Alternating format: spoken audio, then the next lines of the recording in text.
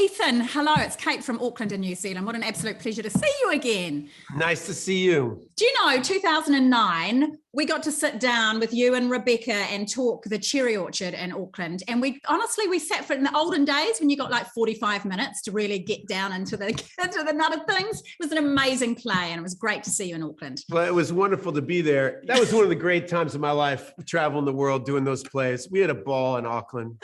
Look, I can imagine, and I can sense how nourishing those experiences are, which leads me to kind of get to this time in your life where you can be in a film, you can be in a play, you can do literally whatever you want. There must have been something that flicked your switch when it came to Arthur and getting on board Moon Knight. What was it? You know, it's really the same as the Bridge Project. When I was in Auckland, I loved Rebecca Hall's acting and Simon Russell Beale and Sinead Cusack and all these amazing people. Sam Mendes was directing that.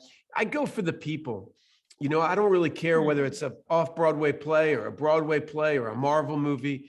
You know, I had wanted to work with Mohammed. He's kind of a brilliant Egyptian director. I'd seen his independent films.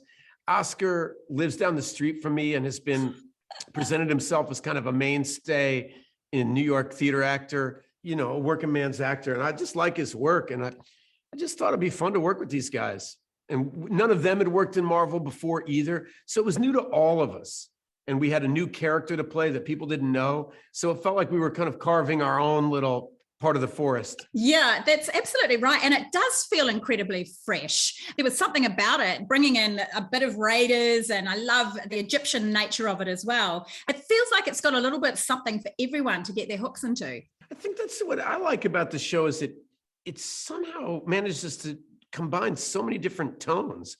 Sometimes it's genuinely scary, and sometimes it's genuinely funny, and sometimes it's part Raiders of the Lost Ark, and sometimes it's part like ordinary people or something. You know, I loved it. Yeah, same. Take this personally, either as a compliment or not, but Arthur creeped me out like a lot. I can't quite get to grips with who he is. And without spoilers, what sort of insight can you give us? Well, I always find people who are so sure of themselves, who know the right thing to do for everyone all the time, really creepy. I don't know why. I've just always found preachers and doctors who seem to know everything about you all the time. It scares the hell out of me. So that was just my idea. It's like, all right, how could I be a creepy villain? I know what I'll do. I'll play a combination between a monk and a doctor gone bad. That's a perfect insight. Hey, it's not very often in the first 90 seconds of something that you immediately know that you're in for something different. And I know it's not a spoiler. Anyone that watches the first step for 90 seconds, the act of putting glass into your sandals and putting your feet in there, it was so visceral. What were your thoughts when you read that on the page? Well, you know, that was my idea. I never read that on a page. I was trying to come up with my character's backstory.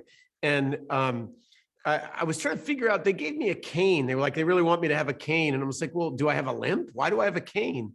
I started thinking, oh, you know what? I bet this guy walks on glass. There's a lot of those true spiritualists are always trying to, they're trying to overcome the fear of pain or the pursuit of pleasure, right? Those two things, like, that's usually what motivates most of us. We don't want to be hurt or we want to drink or something tasty, right? And so these spiritualists are trying to get beyond that. So I imagined that he would put glass in his shoes and listen to Bob Dylan. And I told that to the team, and they're like, we should shoot that. And so we did. Amazing. I loved it. I'm getting yelled at to wrap. I'm so sorry I've taken more of your time, but I loved it. Thank you so much. Enjoy the rest of your junket. Hello to Auckland, okay? Have a glass of wine. Will do. Nice to chat.